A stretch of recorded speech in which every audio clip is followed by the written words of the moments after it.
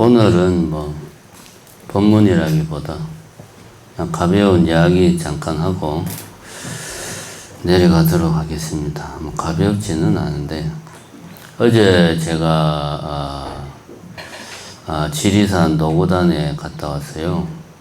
갑자기 뜬금없이 웬 노고단을 갔나 뭐 그러고 싶겠지만은 국립공원에서 이제 그 스님들을 초대를 해가지고 그 지리산 반달사슴곰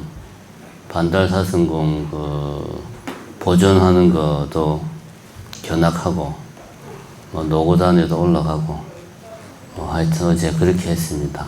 그 이제 노고단 가려면은 뭐 가보신 분들은 잘 아시겠지만은 성삼재까지는 버스나 뭐 차량으로 가고 보통은 이제 성삼재에서 걸어서 노고단 대피소까지 가면은 이제 거기서 지리산 종주 코스 출발하는 지점까지 또 걸어서 가야 됩니다. 그 지리산 종주 시작하는 지점에서 또 노고단 정상은 올라가려면은 거기는 사전 예약을 해야 돼요. 옛날에 하도 사람들이 노고단을 많이 가가지고 다 훼손이 돼서 지금 복원 중이기 때문에.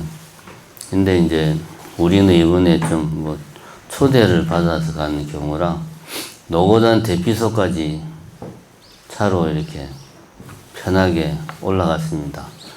그 노고단 대피소가 1440 정도 고도가 됩니다.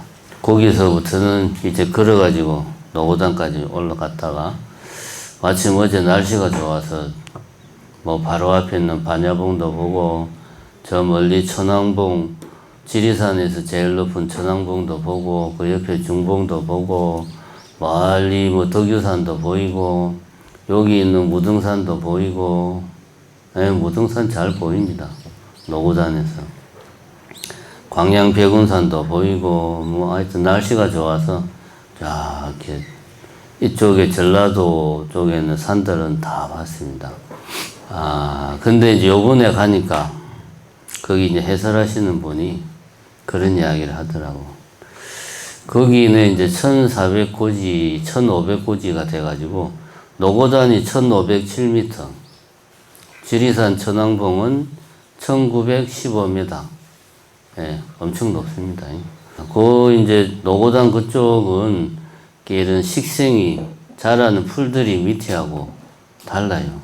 달라야 되는데 요즘 날씨가 따뜻해져 가지고 밑에서 자란 애들이 그 위에서 막 자란대요.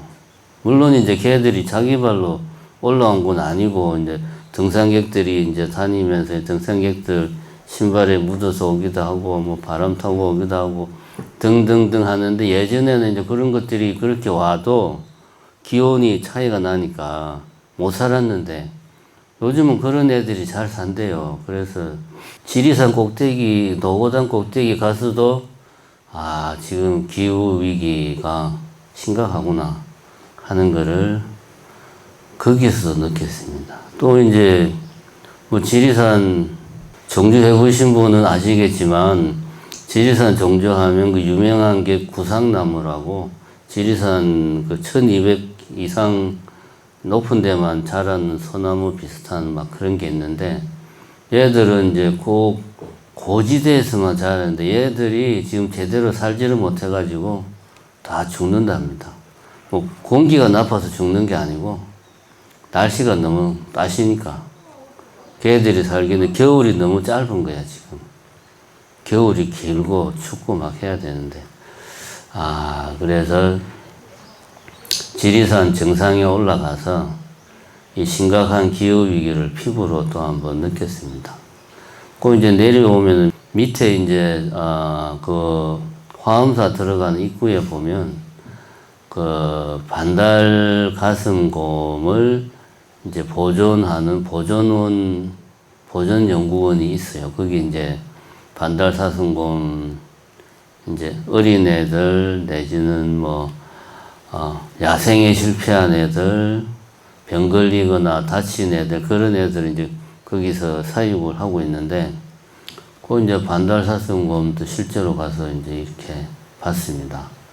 봤는데 보니까 국립공원에서 반달가슴곰만 복원해서 막 이렇게 방사하는 게 아니고 설악산 국립공원에서는 사냥을 복원하고 있고 보니까 저도 어제 가서 처음 알았어요. 그 다음에 여우는 소백산 국립공원인가 뭐 그쪽에서 또 여우를 지금 복원하고 있답니다. 그리고 지리산 국립공원에서는 반달가슴곰 이제 식물들도 이제 멸종위기종 식물들을 또 복원하고 있고 막 그런답니다.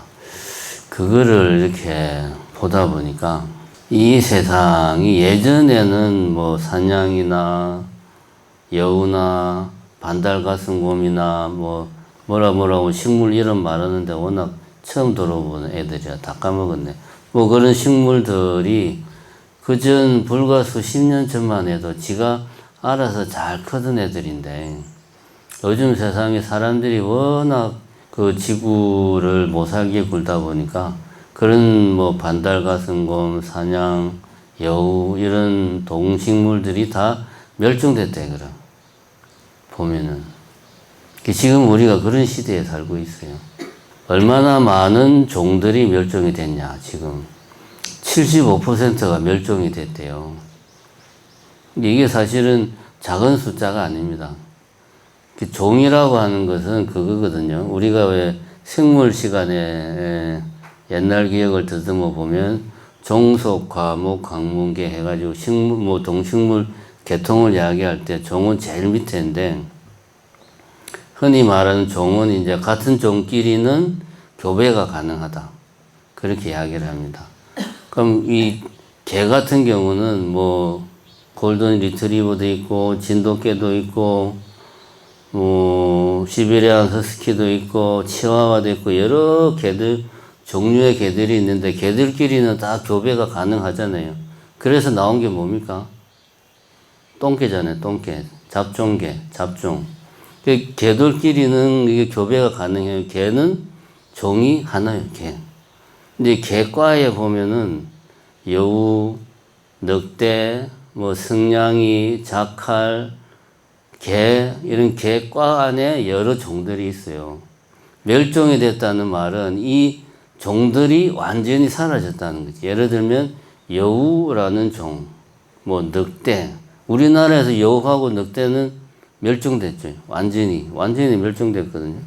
여우, 늑대, 뭐 이런 종들이 멸종됐어요. 그럼 요것만 봐도 개과의 건 40%는 멸종이 된 거예요.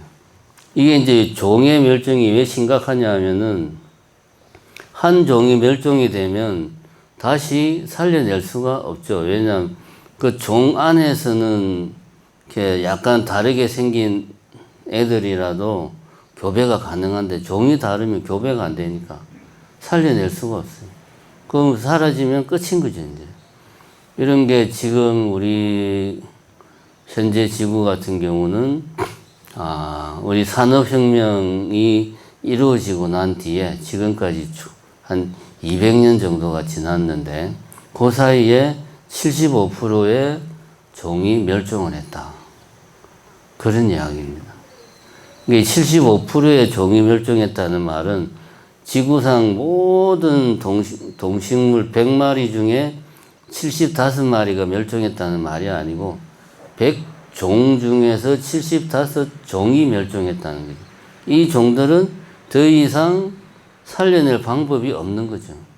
그리고 남아있는 종들도 보면 지금 우리 주변에 있는 동식물들은 거의 대부분 사람을 위해서 존재하는 것들밖에 없어요. 소, 닭, 돼지, 개, 고양이. 그죠? 다 요런 애들밖에 없습니다. 이 어떤 자기들의 목적에 의해서 좀 키우는 그런 동식물이 전체 동식물의 현재 95%래. 야생은 5%가 채 안 된다는 거예요. 지금 이게 우리 현실입니다, 보면. 그럼 이것이 의미하는 바가 뭐냐 하면, 가축들 같은 경우는 사람의 손을 빌리지 않으면 죽어요. 얘들은. 살아날 확률이 야생보다는 현저히 낮습니다. 지금 현재 이 산업사회에 최적화된 친구들이에요. 산업사회에 문제가 생기면 가축들도 같이 멸종되는 거고, 더 중요한 것은 그런 이야기들 많이 하지만 생물학적인 다양성이 있어야 된다고 말하는데, 몇몇 종들만 압도적으로 많고 야생에 있는 종들은 거의 퍼센테이지가 얼마 안 되니까 지구가 조금만 변해도 이 압도적인 몇몇 종들만 사라지면 생태계에 심각한 문제가 생기는 거죠. 그러니까 지금 우리가 이런 상태에 있다. 원래는 저기 노고단 가서 좀 바람도 쐬고 반달 가슴곰도 구경하고 가벼운 마음으로 갔는데, 가서 보니까 이게 결코 가볍지가 않더라 하는 것을 느꼈습니다. 그래서 어제 늦게 들어와가지고 한 8시 반인가 하여튼 밤 늦게 들어왔어요. 들어와서 유튜브를 이렇게 보다 보니까 지금 우리 지구는 6번째 대멸종이 진행되고 있다. 그렇게 이야기를 하고 있답니다. 그러니까 지금까지 5번의 대멸종이 있었대요. 지구상에 생명체가 등장한 게 지금으로부터 약 한 46억 년 전이래요. 그때부터 지금까지 5번의 대멸종이 있었는데, 대멸종을 했다 그러면 한순간에 막 세상이 난리가 나고 화산이 터지고 운석이 충돌하고 며칠 사이에 세상이 다 그냥 끝장이 나는 걸 생각하는데, 그런 게 아니라는 거지. 지금 우리가 6번째 대멸종의 한가운데 있어요. 왜냐하면 이미 75%가 멸종을 했어. 5번째 대멸종이 6,600만 년 전에 공룡이 이제 멸종한 게 5번째 대멸종이에요. 그때 95%가 멸종했대요. 멸종. 그때 당시 있던 생물학적인 종의 95%가 사라졌다 이게요. 그래서 이제 공룡이 멸종하고 나서 그 뒤부터는 이제 신생대라고 그러지. 신생대라고 그러고, 고생대와 중생대를 나눌 때 3차 대멸종이 있었대요. 그때도 한 90% 가까이가 멸종했답니다. 근데 그 사이에 1차 대멸종, 2차, 4차 이런 경우는 한 75% 정도 멸종했대요. 지금 우리는 이미 대멸종의 상당 수준의 대멸종을 이미 경과했어요. 우리는 보면 거의 95%에 달하는 대멸종을 향해서 지금 치달리고 있어, 지금 우리가. 우리는 모르는데, 우리는 그냥 평화로운 일상을 살고 있는데, 사실은 먼 훗날, 예를 들면 100만 년 뒤에 어떤 외계 문명이든 그런 뛰어난 지능을 소유한 생명체가 지금의 우리들의 삶의 흔적들을 보고 그렇게 이야기를 하겠죠. 요때 지구에 6차 대멸종이 있었구나 하고 이야기를 하겠죠. 우리는 바로 그 대멸종이 한가운데 있다. 근데 지금까지의 5차 대멸종과 6차 대멸종에는 차이점이 있대요. 뭐냐 하면 5차 대멸종까지는 자연적 현상으로 생긴 대멸종이라. 예를 들면 공룡의 멸종은 시베리아 그쪽에 엄청나게 큰 화산이 폭발을 하고, 또 연이어 가지고 멕시코 쪽에 지름 10km 정도 되는 어마어마하게 큰 운석이 충돌을 했대요. 그러니까 시베리아 그쪽에 엄청난 화산이 터져가지고 이미 상당수의 생명체들이 죽었는데, 이미 간당간당한 상태였는데 또 운석이 충돌해가지고 완전히 끝장을 내버린 거예요. 그래서 95%의 종이 멸종을 했다. 그렇게 이야기를 합니다. 그 이전에 3차 대멸종인가는 우리 왜 지구 육지 대륙이 움직인다고 그러잖아요. 판게아 대륙 해가지고. 그게 이제 그때는 하나로 다 합쳤대요. 그래가지고 내륙은 전부 다 사막으로 변하고 어쩌고 저쩌고 해가지고 살 수 없는 환경에 대해서 다 죽었대. 어쨌든 1차에서 5차까지는 자연적인 원인으로 멸종을 했다. 그리고 공통적으로 기후가 변했다. 기후가 변하니까 생명들이 살 수가 없어가지고 죽은 거예요. 지금 6차 대멸종도 기후가 변화하고 있죠. 그걸 우리는 지금 피부로 느끼고 있습니다. 기후가 엄청나게 지금 가파른 속도로 변화하고 있다는 것을 최근에 우리는 느끼고 있어요. 기후학자들이 이런 이야기를 합니다. 요즘 초등학교에 다니는 아이들은 평생을 정상적인 기후를 경험해보지 못한 세대들이다. 그러니까 초등학생들이면 6학년이라고 해도 12살인가 그렇죠. 요 최근 10년은 지구의 기후가 정상이 아니에요. 최근 우리가 생각해도 그러잖아요. 요즘 날씨가 정상이 아니에요. 보면 올해는 말할 필요도 없고 작년 그랬고 재작년 그랬고 이미 정상이 아닌데 우리가 조금만 생각해 보면 6.25 당시에 지금으로 70년 전이죠. 그때 뭐 일사후퇴하고 할 때 사람들이 한강이 꽁꽁 얼어서 한강 위로 이제 그 꽁꽁 온 한강 위로 피난을 했단 말입니다. 제가 80년대하고 90년대 중반까지 한 15년 정도 서울에서 살았는데 한강이 꽁꽁 오는 거를 구경을 해본 적이 없어요. 그러니까 한 70년대 이후로는 한강이 꽁꽁 오는 게 1년에 잘해야 며칠, 하루 이틀, 3일 그것도 그냥 살짝 오는 거예요. 그냥 전체가 다 오는 거는 거의 없고 살짝 오는 정도만 얼었다 이거지. 이건 뭔 이야기냐면 우리는 몰랐는데 이미 사실은 수십 년 전부터 기온이 엄청나게 막 올라가고 있었어요. 우리는 몰랐는데 그걸 지금 와가지고는 이제는 이게 가속도가 붙은 거예요. 엄청나게 막 기후가 변하고 있는 겁니다.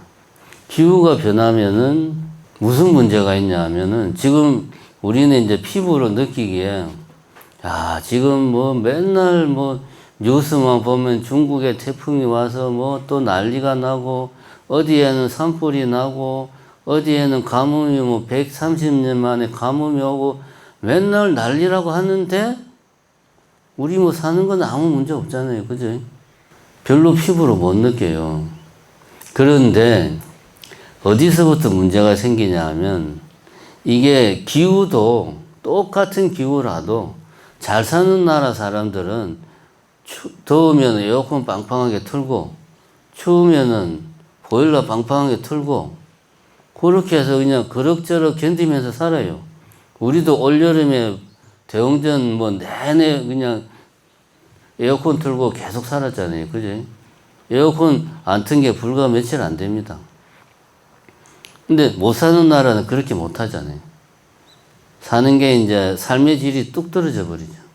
이거보다 더 중요한 문제가 뭐냐. 오늘 아침에 뉴스를 보니까 그런 이야기를 하더라고요.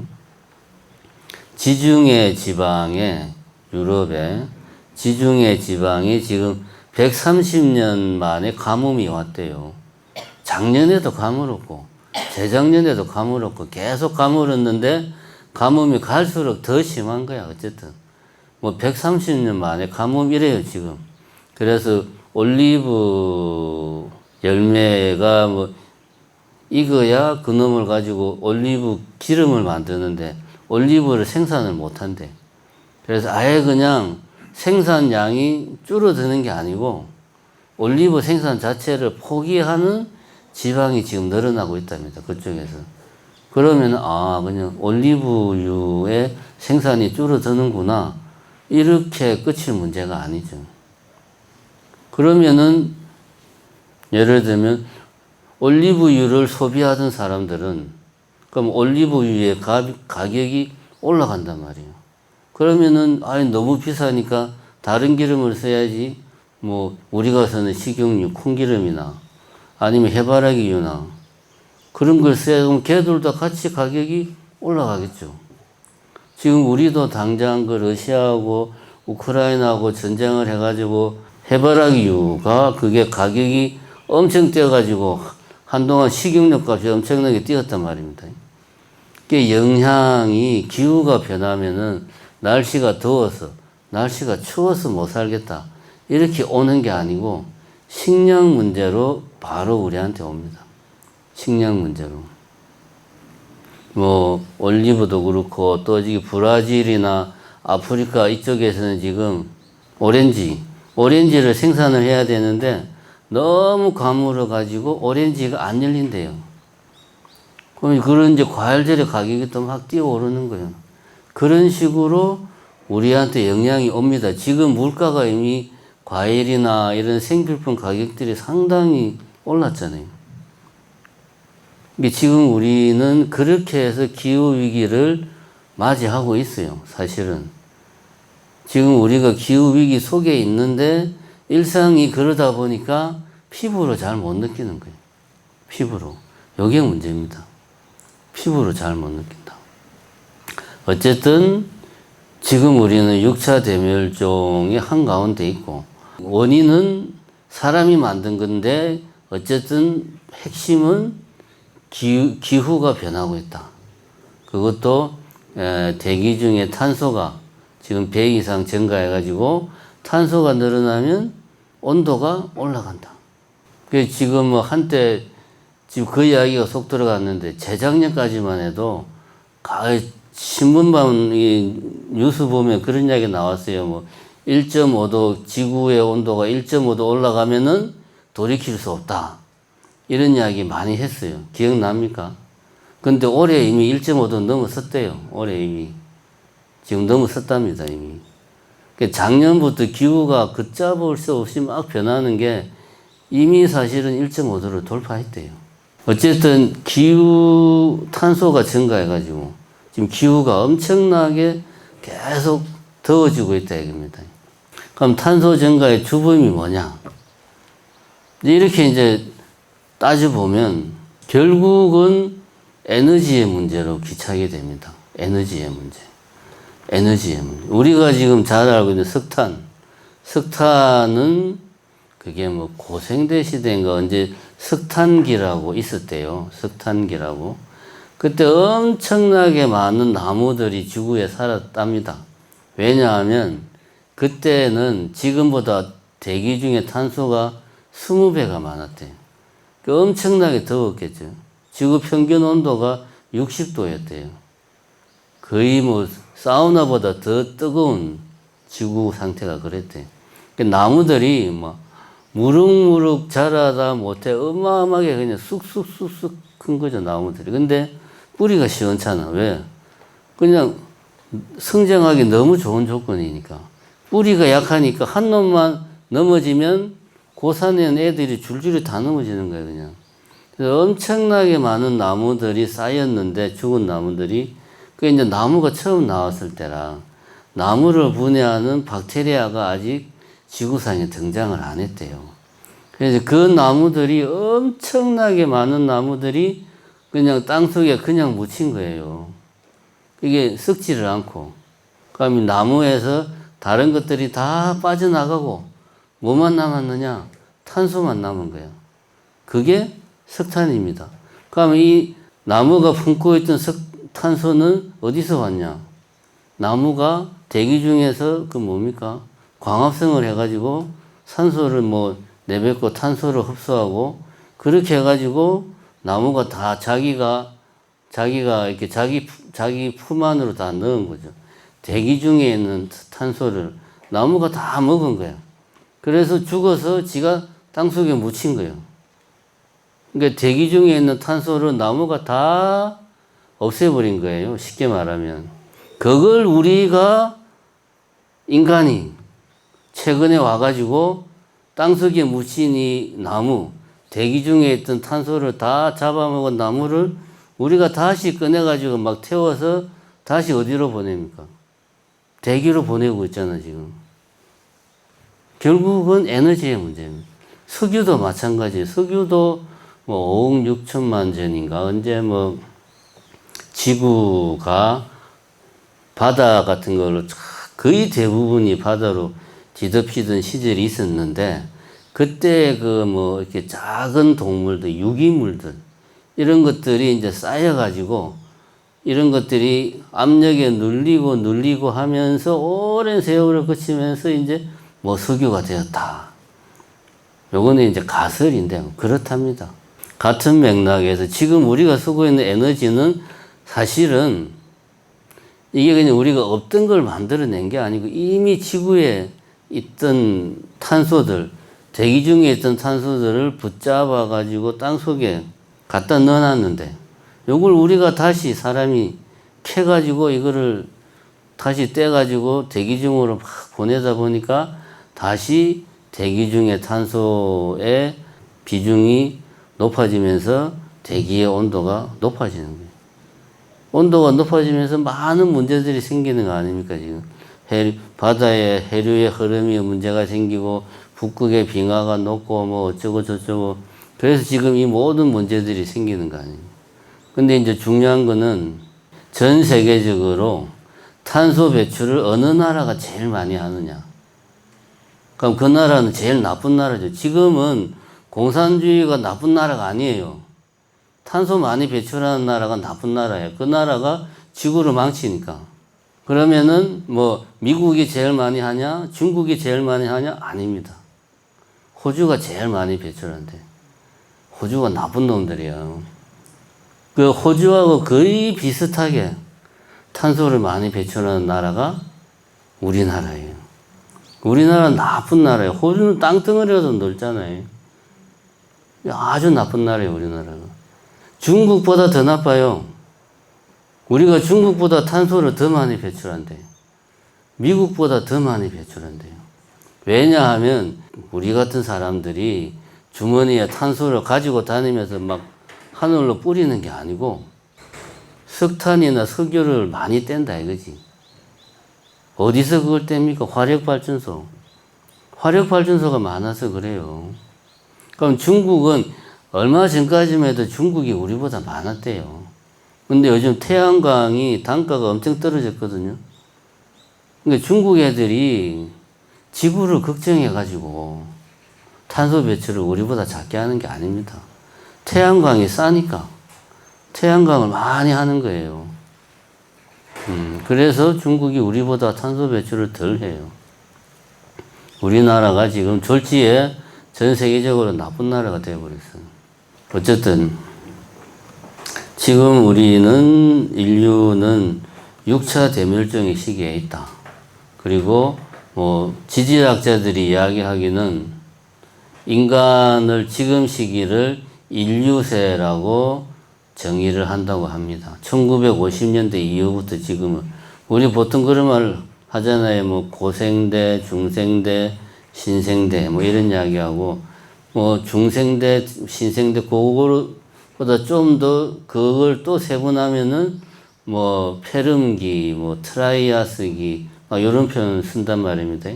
요 기라는 단위를 써 기를 또 세분하면은 뭐 세라는 단위를 써요. 폴리오세, 뭐 인류세, 세라는 단위를 쓰는데 지금이 지구가 인류세다. 1950년대 이후를 인류세라고 이야기한다. 이 말은 뭐냐 하면 지질학자들이 땅을 파보면은 1950년대 이전하고 50년대 이후하고 확연하게 다르다 이거야. 어떻게 다르냐 하면 첫 번째가 방사능이 대부분의 지구 어디를 파도 1950년대 이후의 땅에서는 방사능이 나온다. 왜냐?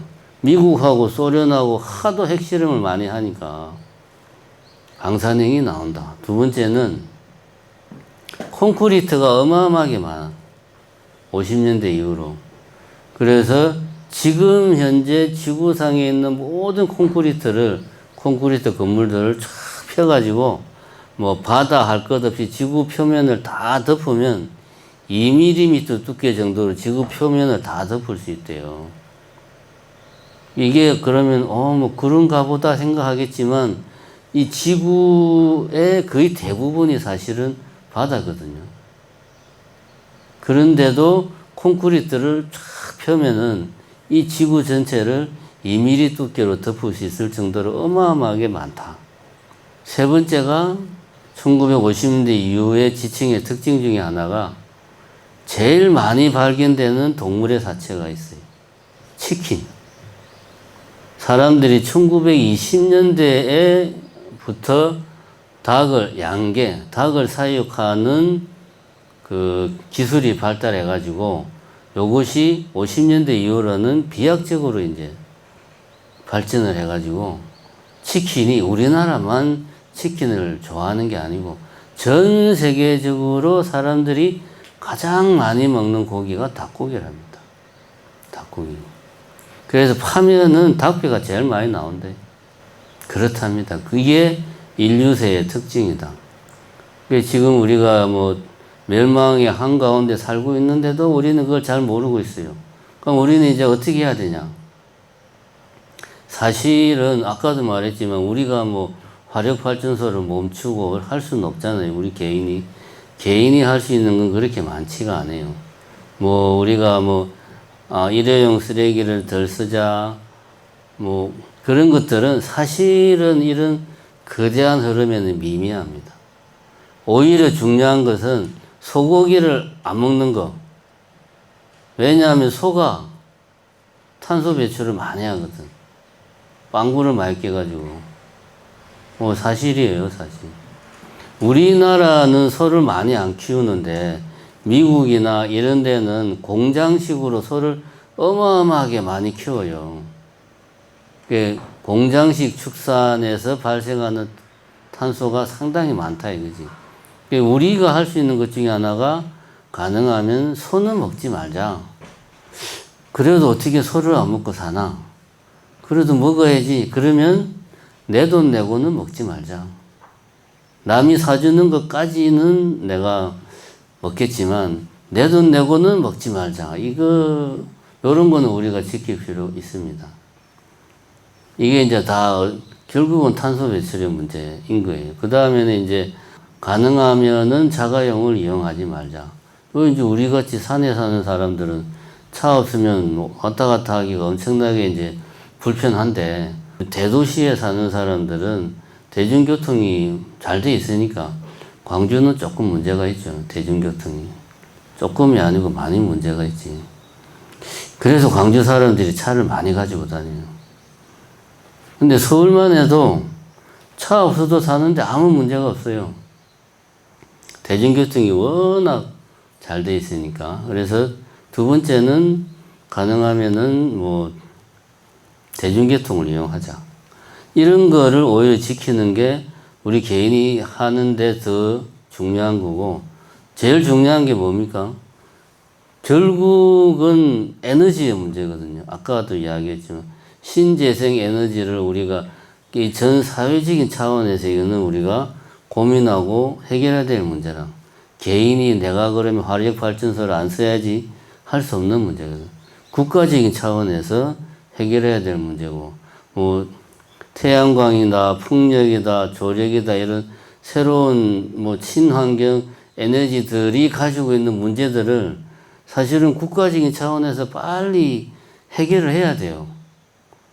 안 할 말로 풍력 같은 경우는 그 주변에 사람이 못 살거든요. 시끄러워가지고. 그러면은 우리나라가 땅덩어리가 어마어마하게 넓어가지고 사람 안 사는 데가 많다 하면 그런 것들 막 세워도 상관없는데, 우리 땅덩어리도 작은데 무조건 친환경 해야 된다고 해가지고 아무데나 풍력발전소 막 세우면 그 당장 민원 들어오죠. 안 되거든요. 태양광 같은 경우도 태양광이 친환경인 거는 좋은데 그거 해놓으면은 산에 이제 나무 다 깎아버리고 그러면 비 오면은 오히려 더 홍수 더 나오고 이런 문제들이 있어요. 이런 문제들을 개인이 해결 못 해. 국가에서 해결해야 돼, 이거는. 근데 국가에서 그런 걸 안 해. 그럼 어떻게 해야 됩니까, 우리가? 그런 거 할 사람을 뽑아야지. 그러니까 이 국민들이 정치하는 사람들을 잘 봐야 돼요. 누가 친한 사람이 와가지고, 야, 이번에는 누구 찍어? 그래야지. 이러면 안 돼요. 내가 잘 보고, 이 사람이 진짜 잘할 사람인가 보고 찍어야 돼. 요번에 어제 갑자기 지리산을 가가지고 여러 가지 좀 느낀 생각들을 두서없이 이야기했습니다.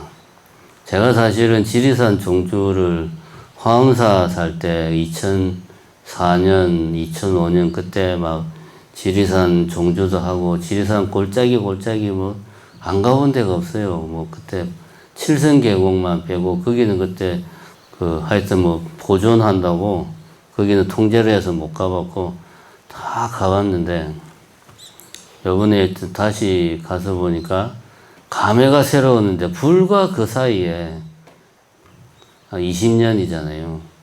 불과 그 사이에 이런 도시 한가운데가 아니고 지리산 산꼭대기가 변했더라고. 지리산 산꼭대기. 요즘 세상이 그렇게 무섭게 변하고 있어요. 저는 그런 거를 어제 느끼고 왔습니다. 그래서 우리가 일상생활에서 뭐 기후 문제다 이런 거를 그냥 뉴스 볼 때만 이놈의 세상 큰일 났다. 이제 이래가지고 어떻게 사냐? 걱정 잠깐 하고 말 게 아니고 이제 우리 문제가 된 지 이미 오래되었다라는 걸 좀 깊이 명심하고 좀 진지하게 고민하고 실천을 해도 이미 늦었다. 일각에서는 학자들이 그런 말을 합니다. 인류에게 남은 시간은 이제 150년이다. 150년 안에는 확실하게 호모사피엔스는 멸종을 한대요. 문제는 뭐냐? 얼마나 더 이게 더 땡겨지는 거를 어떻게 하면 막을 수 있느냐. 그게 지금 관건이라고 그래요. 요건 일각에서 하는 말이고, 이렇게 되지 않으려면은 또 일각에서는 이런 말도 합니다. 지금의 기후위기를 해결할 수 있는 기술적인 문제는 이미 95% 정도를 인간들이 확보를 했답니다. 그럼 95%면 실행 가능한 것들이 많다는 거지. 근데 왜 지금 이 모양 이 꼴이냐. 실행을 안 하는 부분들이 많다는 거죠. 정치적인 이해관계나 경제적인 문제나 여러 가지 문제 때문에. 그리고 우리나라만 잘해도 되는 게 아니거든.